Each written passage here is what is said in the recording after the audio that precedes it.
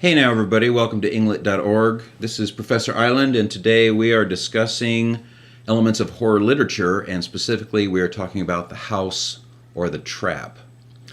The idea of the house as a place in which someone finds horror or encounters horror is actually as old as horror itself, and certainly many of the roots of horror involve the place, the setting, and certainly a mythological analysis of any work is going to incorporate part of that discussion of setting, and the motif of the house or the building or other edifice that acts as a trap of sorts is a pretty consistent theme in horror literature.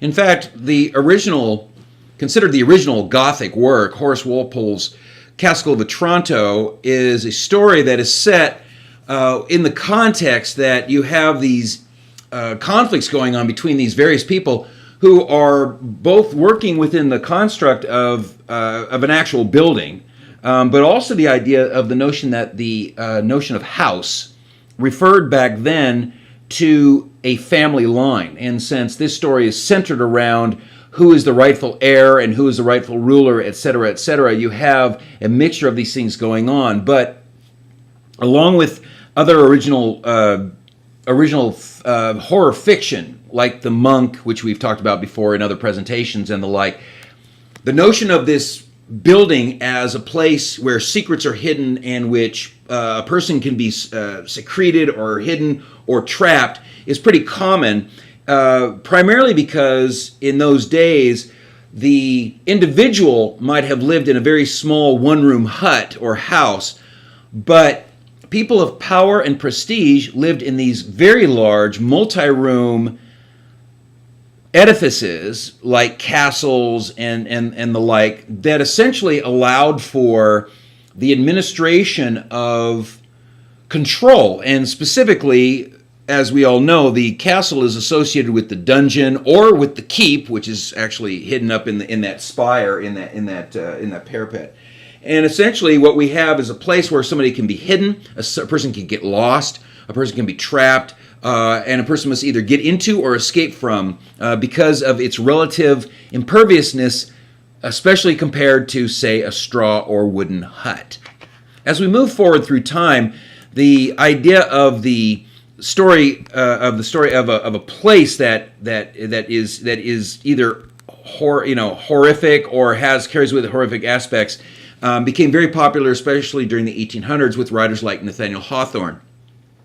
Nathaniel Hawthorne was a moralist of sorts whose family lineage is quite interesting. His family was actually part of the Salem witch trials on the judge's side, and the family was so affected by this and by this what essentially became a horrible legacy that they changed their name from the original Haythorne to Hawthorne. They added the W. As part of that, however, Nathaniel Hawthorne, as a writer, constantly focused on religion versus morality, and a lot of his works are actually discussions of the immorality and the hypocrisy of those who are in the church, because in his environment, and this would be Salem and other areas of that East Coast, religion and politics were the same thing, and therefore people who were in the church had positions of high standing. Again, we see this in other more traditional works of fiction along those lines, but especially in the New World, in what was to be the United States, this is a factor that is used over and over again.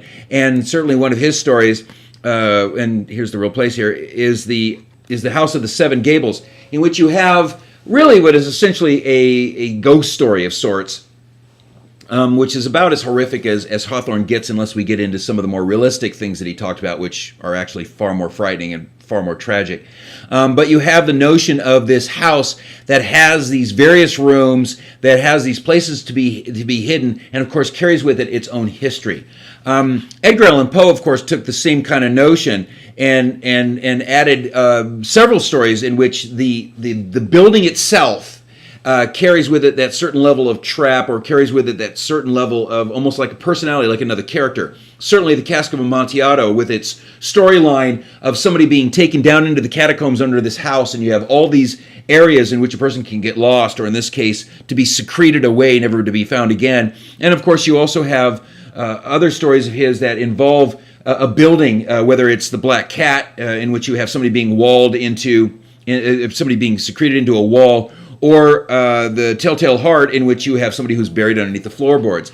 But perhaps one of his most famous stories certainly would be the one that I'm finding right now. That it's not. I'm not finding it all actually.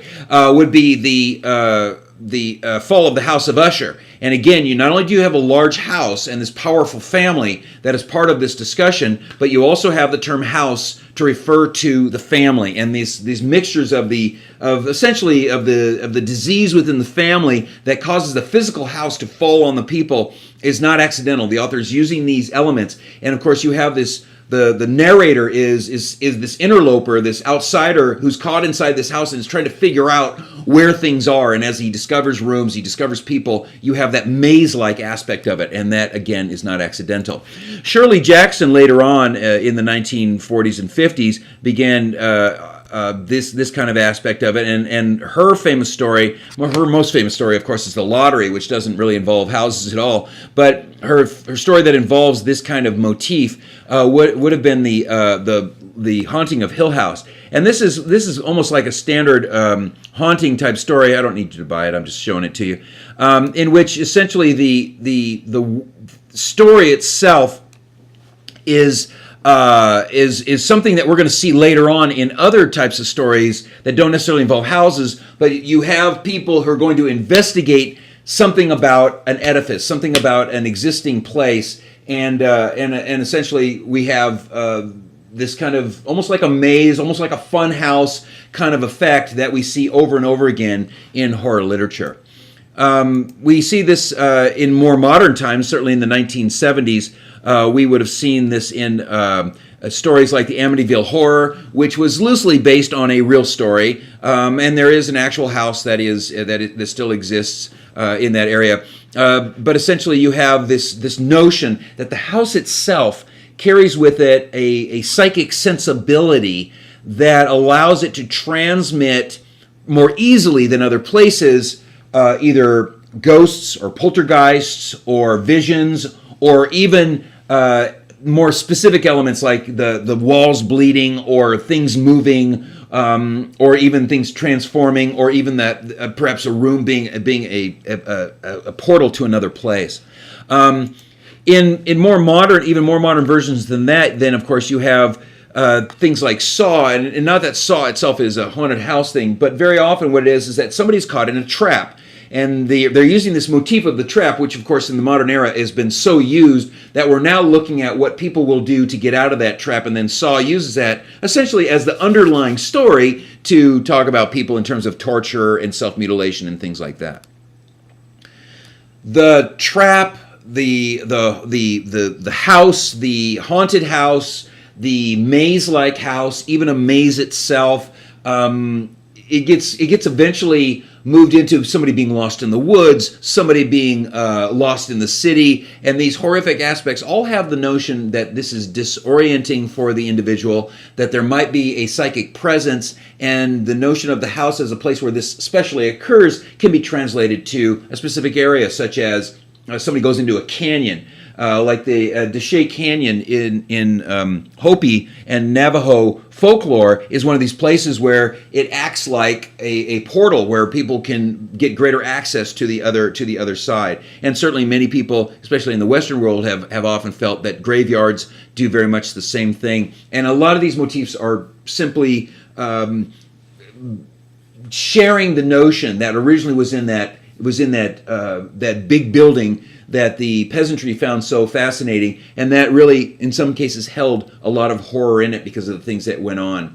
If your story has a building in which the building plays a pivotal role, you want to look at the building within that context and explain the setting and explain how that affects the storyline, how it affects expectation, how it affects what happens to the characters and what the characters' possibilities are. And very often you may find that house, that trap, that building, that edifice is part of that storyline, and without it, the story would be fundamentally different. Keep that in mind as you analyze any work that involves a building. All right? Stay in touch.